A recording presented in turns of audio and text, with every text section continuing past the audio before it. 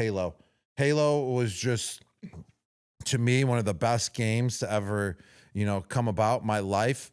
Another one as well, because I gamed a little bit going, that was college life, was Halo. Going into the NFL, I played. All right, let's get into the chillest dude of the week, brought to you by our favorite beer, Coors Light. Get Coors Light delivered straight to your door. Visit CoorsLight.com/dudes. And always celebrate responsibly. The mountains are blue for you. The mountains are blue for me. Jules. And what are we? A couple dudes with mountain blues. Cold as the Rockies. So, what's the chillest dude of the week? I think we should answer some questions from Discord for the chillest dude of the week this week. This is new. This is new. Let's do it. When Discord's new, let's do it. Here's the link in our bio on Instagram and X for the link, and join us in the Discord. Question number 1. What's Rob and Jules' perfect meal? From KDP6494. All right, KDP 6494. Great numbers you got in there. They're just a little off. I know, 649. That's why it's 6494. 6494. So the 69 is for you, and the other 69 is back for you. I see what that person is doing with their numbers. That is a good one right there. That's creative. KDP 6494. But my perfect meal to me, it was my mom's chicken souffle, but now it has been taken over by another meal by my mom. I love when she cooks on the grill. And there's this sauce that's only in Buffalo. It's called Chevetta's sauce, and it's like a vinaigrette sauce, and it just has a couple spices in it as well. Very healthy for you, and you put it on chicken, and it's called Chevetta's chicken. So my mom has the Chevetta's sauce at her house, and also she gets her unbelievable steaks that she gets from Costco. She gets these ribeyes and these tomahawks and stuff from Costco. Unbelievable steaks there. Very, Kirkland brand, very underrated. U.S. Prime, I think. It's not actually underrated if you know about Kirkland brand. It's the best, one of the best brands out there. It really is. And she cooks on the grill, and then she has twice baked potatoes, and then she also grills the asparagus. And that's the perfect meal in my eyes, with a side of blue cheese from Buffalo to dip your Chevetta's chicken and your steak into. Wow, that's a good meal. I was going to say French dip, but that was really good. I like a good French dip. Always a good French dip. Let's get on to another one. Favorite dunking on the Bills moment for you, Rob, from Pigeon Man. All right, my favorite dunking on the Bills moment, I would say... I have like a couple favorite of Rob's dunking on. All right. I remember when he was younger, he just scored touchdowns anytime we play there. My favorite, yes, but what was my favorite moment? I think you did a running jump spike there once. Yes, did you? Yes. Yeah, where you like double hop into it. Like I get a little momentum with skipping, and then I hop, and then I spike it. And that's how you get the most power behind a Gronk spike. You got to get that momentum built up. And that's what I was doing in Buffalo, because I was playing in my hometown, and I was excited. I wanted the best Gronk spike that I could possibly do. But my favorite dunking on the Bills moment, man.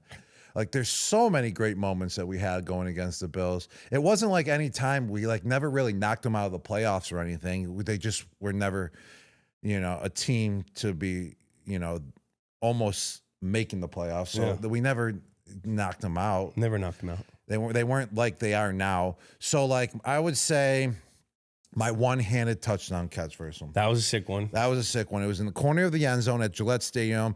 I was one-on-one with their all-pro safety. Who was it at the time? Poyer? No, not Poyer. The other one. Hyde. Yeah, Chris Hyde. One of Michael Hyde, one of the best cover safeties, all-pro at the time. He was covering me.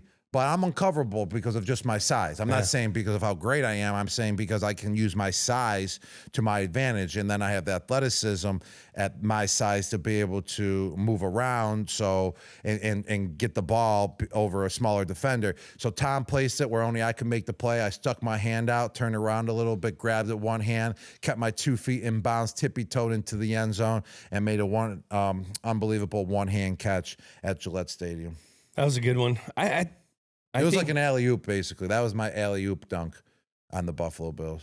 I had a couple 2-touchdown games against the Bills. on the road there. That 13 one was kind of cool. It was like my little breakout, little two-piece. That was probably one of my favorite moments. Also, the one when we clinched before you got there in 2009 or something. Or were you there in 2010 when we clinched and we got snowed in? Yes. Oh, no, I was there. That was 2010. That was 2010, your rookie 11, year.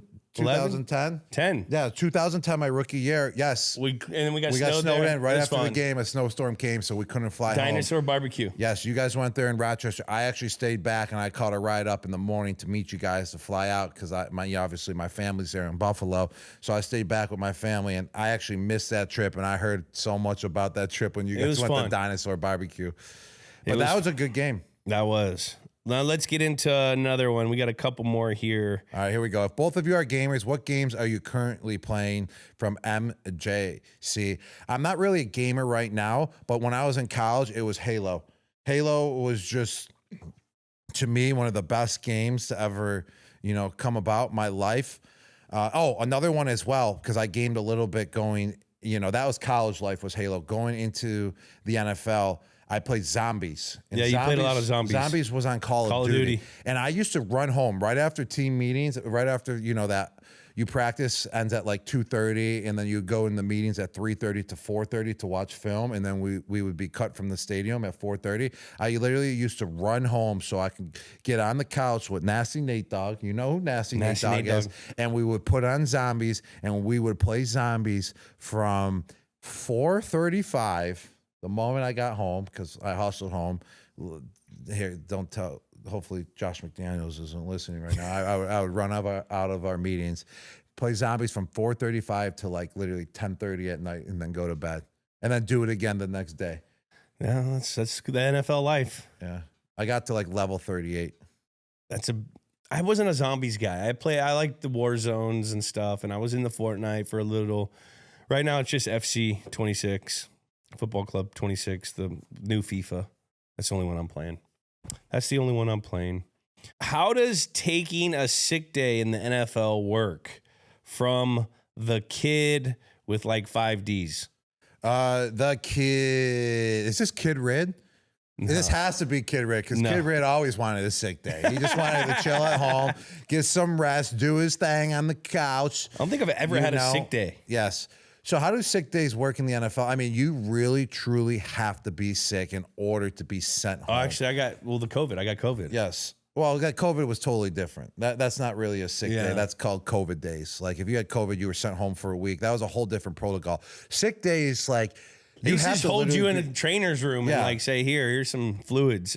And you have to sit there by yourself. Like, that was like, I just remember doing that once when I was really sick. Yeah. And like they isolate you. They would send you home if like you truly have like the sweats. So they would only send you home as like they take your temperature and you truly just show right on the spot that your temperature, you have a fever. Right. Yeah. They'd send you home. They would send you home then. Hands down. And then they'd have a trainer come check on you or something like that. They take care of you. But only if you're like truly, truly, truly sick. Yeah. You can't just have like a little cold. No. And they're never going to send you home. No sniffles. Yeah. It's not just like, I'm going to go in. No. Yeah. I got a runny nose. Yeah. Like literally you got to be dying. Food poisoning. I had food poisoning once. They sent me home. It was bad. I kind of had you had to like kind of prove it. So like I had like food poisoning, and I would like went in and I was like, "Yo, Jim, come look at the toilet. I puked." I would show him. I'd be like, "Yo, I'm throwing up while taking a diarrhea, and I feel like." So did Jim Whalen come watch you shit? I would say, "Come here, come watch me, just to prove it." And he'd be like, "Oh, I believe you. I believe I'm not." I'll be like, "No, come freaking watch me diarrhea and throw up at the same time, Jimbo. Like I'm sick." Like that's the only way you got sick days in the NFL. That's the only way. Yeah. So to answer your question, that was it. Yeah, we got one more. I like this question. This guy's asking me about my puzzling skills. Ooh, I like that. So, Rob, you recently on your Instagram story were showing off an elaborate 500-piece puzzle that you had completed. Yes, I did. Thank you very much. And by the way, I only showed off one of the 500-piece puzzles I completed. I actually completed two 500-piece puzzles, and that equals 1,000 pieces. Wow, that's a lot of pieces, Jules. That's a lot of pieces. I can tell you that. Have you ever glued together a completed puzzle and then framed it? I never glued together a completed puzzle, but there are like these cases now. Like it's like what is it like models? No, you 3-dimensional. No, like you clear. It's like clear. It's like puzzle holders. Puzzle case them? holders. Yeah, and you frame them. So you don't. What was glue a it puzzle together. of? You don't glue it together. It was just a beach house. One of the puzzles was, and the other one was an ice cream stand.